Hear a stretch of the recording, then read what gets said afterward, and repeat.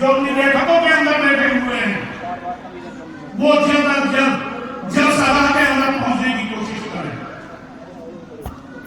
اگر آج خدا نخواستہ یہ مجلس اور یہ پروگرام کوئی سیاسی پروگرام ہوتا تو کیا اس طرح وہ میدان، کیا اس طرح وہ جگہ کہ جو اس ایک دنیاوی رہبر کی باتیں سننے کے لیے ہم قائم کرتے ہیں، اس طرح خالی پڑی ہوئی ہوتی؟ نہیں، کیونکہ آج دنیا کی محبت ہم کو ہو گئی. وہ پنڈال بھرا ہوا ہوتا، اور جو بچے پیچھے بیٹھے ہوئے مل کے بیٹھے ہیں تاکہ حضرت کے آنے سے پہلے کچھ نہ کچھ ماحول بن جائے، مل کے بیٹھے. تو میرے محترم دوستوں اور بزرگوں، میں آپ سے یہی درخواست کرتا ہوں کہ دین کی نسبت پر جو یہ ایک اصلاحی دینی تبلیغی اجتماع یا جلسے کی شکل میں جو قائم ہوا ہے، اس کے اندر آئیں اور قرآن اور حدیث کی باتیں سنیں. اللہ رب العزت نے قرآن کریم کے اندر ارشاد فرمایا لَإِن شَكَرْتُمْ لَأَزِيدَنَّكُمْ وَلَئِن كَفَرْتُمْ إِنَّ عَذَابِي لَشَدِيدٌ. کہ اگر تم میری نعمت کی شکر گزاری کرو گے تو میں اس نعمت کو بڑھاتا رہوں گا، اور اگر تم میری نعمت کی ناقدری کرو گے تو میں اس نعمت کو اٹھا لوں گا اور میرا عذاب بہت سخت. تو آج یہ نعمت کی ناشکری ہے کہ مدارس کی شکل میں، علماء کی شکل میں جو آج اللہ کی طرف سے ہم کو ایک نعمت ملی ہوئی ہے، اگر ہم اس کی قدر نہیں کریں گے تو پھر اللہ ہماری بنا قدری اس سے زیادہ کرے. تو سبھی گاؤں والوں سے میری یہ درخواست ہے کہ جلد از جلد جلسہ گاہ میں پہنچنے کی کوشش کریں. یہ اجتماع، یہ اصلاحی اجتماع ہے. آج ہم نے اس کو بھی ایک میلے کی شکل دے دی. سڑکوں کے اوپر گھوم رہے ہیں، دکانیں لگ رہی ہیں تو وہاں کھڑے ہوئے ہیں، اس کے علاوہ اپنے گھروں کے اندر بیٹھے ہوئے ہیں. یہ دین کی ناقدری ہے. تو میں سبھی گاؤں والوں سے جو پڑوس کے رہنے والے ہیں، دور و دراز کے رہنے والے ہیں، سبھی سے بار بار درخواست کرتا ہوں کہ جلسہ گاہ کے اندر پہنچیں، علماء کرام جو یہاں تشریف لا چکے ہیں ان کی باتیں سنیں. ابھی میں نے آپ حضرات کے سامنے نبی کریم صلی اللہ علیہ وسلم کی حدیث پڑھی.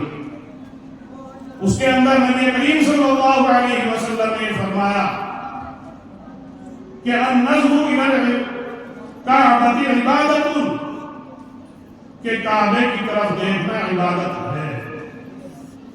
آگے فرمایا والنظر فی المصحف عبادۃ، کہ قرآن کریم کے اندر دیکھنا بھی عبادت ہے.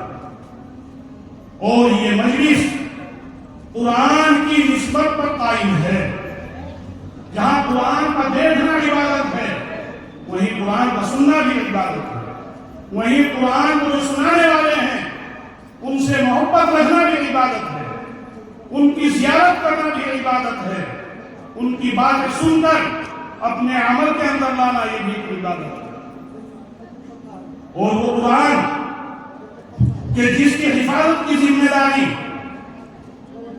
اللہ نے خود لے رکھی ہے، اگر ہم اس سے اپنا جو آج ہمارا تعلق کمزور ہو گیا ہے پختہ کریں گے، مضبوط کریں گے، تو جب اللہ نے قرآن کی حفاظت کی ذمہ داری لے رکھی ہے تو ہماری حفاظت کی ذمہ داری بھی اللہ کے ذمہ ہو گئی ہے.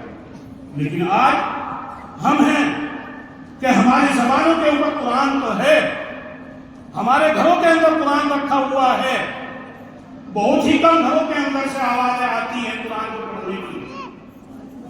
جس وقت تو اس کو دیا جاتا ہے تاکہ پتہ چل جائے کہ لڑکی پڑھی ہوئی ہے، لیکن وہ قرآن اسی طرح آ کر کہیں الماریوں کے اندر رکھا ہوا ہے، کہیں کانپوں کے اندر رکھا ہوا ہے، اور اس کے اوپر گرد و غبار جم رہا ہے۔ جبکہ اگر آپ غور کریں، اگر کوئی آپ نیک کام کرنا چاہتے ہیں تو جب تک آپ نیک کام نہیں کریں گے تو اس کا ثواب آپ کے نامہ اعمال میں نہیں لکھا جائے گا۔ بھائی جو چند بیٹھے ہوئے ہیں، تھوڑا دھیان سے سننے کی بات ہے۔ مثال کے طور پر نماز ہے، اگر نماز کا آپ ارادہ کرتے ہیں تو ثواب نہیں ملے گا جب تک کہ آپ نماز کو ادا نہیں کریں گے۔ تو نماز کا ثواب کب ملے گا؟ جبکہ نماز ادا کی جائے گی۔ روزہ آپ ارادہ کر رہے ہیں، روزے کا ثواب اسی وقت ملے گا جبکہ آپ روزہ رکھیں گے۔ حج اگر آپ کے اوپر فرض ہے، اگر آپ پیسہ خرچ کریں گے اور اللہ قبول کر لے اور وہاں جا کر محنتیں کریں گے، اس وقت حج کا ثواب ملے گا۔ زکوٰۃ ہمارے اوپر فرض ہے، زکوٰۃ کا ثواب بھی اسی وقت ملے گا جبکہ ہم زکوٰۃ ادا کریں گے۔ لیکن اس حدیث کے اندر 4 چیزیں اللہ نے وہ فرمائی کہ ان کا دیکھنا بھی عبادت ہے۔ دیکھنا بھی کیا ہے؟ عبادت ہے، کچھ خرچ کرنا نہیں پڑتا۔ پہلے نمبر پر فرمایا النظر الی الکعبۃ عبادت، کہ کعبے کی طرف دیکھنا یہ عبادت ہے۔ اگر اللہ ہم کو توفیق دے دے اور ہم مکہ المکرمہ پہنچ جائیں، مسجد حرام کے اندر پہنچ جائیں، چاہے ہم وہاں نماز بھی نہ پڑھیں بیٹھ کر اور کعبے کی طرف کوئی طرح نظر لگا کر بیٹھے ہوئے ہیں، تو ثواب میں لکھا جا رہا ہے۔ لیکن یہ کعبے کی طرف دیکھنا یہ بھی ہر مسلمان کے بس کی بات نہیں، کیونکہ مکے میں تو وہی جا سکتا ہے کہ جس کے پاس کچھ مال بھی ہو، ارادہ بھی ہو۔ لیکن علماء کرام نے اس میں ایک بہت بڑی بات لکھی، وہ یہ ہے کہ یہ ہماری مسجدیں جو ہیں یہ کعبے کی بیٹیاں ہیں۔ کیا ہیں؟ کعبے کی بیٹیاں ہیں، کہ جس طرح کعبے کی طرف دیکھنا عبادت ہے، اگر ہم مسجدوں کے پاس سے نکل رہے ہیں، محبت کی نظر ان کے اوپر ڈال لیں، محبت سے ان کو دیکھ لیں، تو اس دیکھنے کے اوپر بھی ہم کو ثواب ملے گا۔ لیکن آج ایک ہم ہیں کہ ہمارا نوجوان طبقہ بھی اور بڑے بھی مسجدوں کے پاس سے نکل رہے ہیں، موبائل چل رہا ہے، گانے سن رہے ہیں، مسجدوں میں اندر جانے کی توفیق تو کیا، ان کی طرف محبت کی نظر بھی ڈالنا، اس کا بھی جذبہ ہمارے دلوں کے اندر نہیں ہے۔ تو یہ فری کی اللہ کی طرف سے ایک، اس میں کچھ خرچ کرنا نہیں پڑتا، ثواب ملنا نہیں ملتا، کیونکہ حدیث نبی کریم صلی اللہ علیہ وسلم۔ اور اگر اندر جا کر نماز پڑھیں گے، اس کی صفائی ستھرائی کریں گے تو نور علی نور، نور کے اوپر نور۔ اسی طریقے سے یہ مدارس ہیں۔ حدیث کے اندر فرمایا کہ النظر فی المصحف عبادت، کہ قرآن کریم کے اندر دیکھنا بھی عبادت ہے۔ قرآن کریم کو دیکھنا بھی کیا ہے؟ عبادت ہے۔ تو آپ یہ بتلائیے کہ قرآن کریم کو پڑھنے والے، قرآن کریم کو پڑھانے والے، وہ آپ کو کہاں ملیں گے؟ مدرسے کے اندر ملیں گے یا مسجد کے اندر ملیں گے؟ بیٹھکوں کے اندر یا گھروں کے اندر تھوڑا ہی ملیں گے۔ تو اگر ہم اپنے مدرسے کے اوپر بھی محبت کی نظر ڈالیں گے، اپنے علماء کو محبت کی نظر سے دیکھیں گے، تو انشاءاللہ یہ بھی ہمارا عبادت میں لکھا جائے گا۔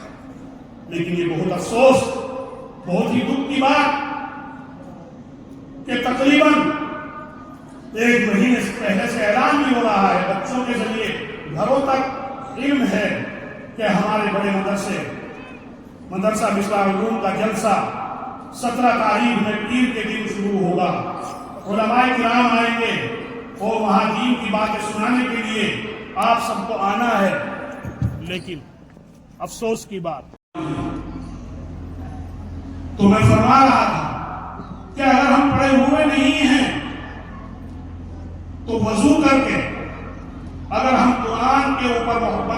डालेंगे, हाथ में लेंगे, चूमेंगे तो उसके ऊपर भी सवाब होगा। एक वाकया लिखा हुआ है कि एक शख्स थे, वो पढ़े हुए नहीं थे, लेकिन सुबह फजीर की नमाज पढ़ने के बाद फिर वो वजू करते थे।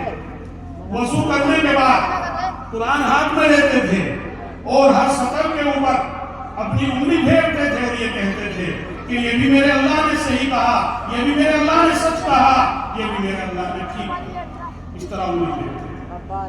जिस वक्त इंतकाल हुआ, इंतकाल के बाद जो उस वक्त के बुजुर्ग थे उनके ख्वाब में आया, देखा कि जन्नत की सैर कर रहे हैं, जन्नत के अंदर घूम रहे हैं।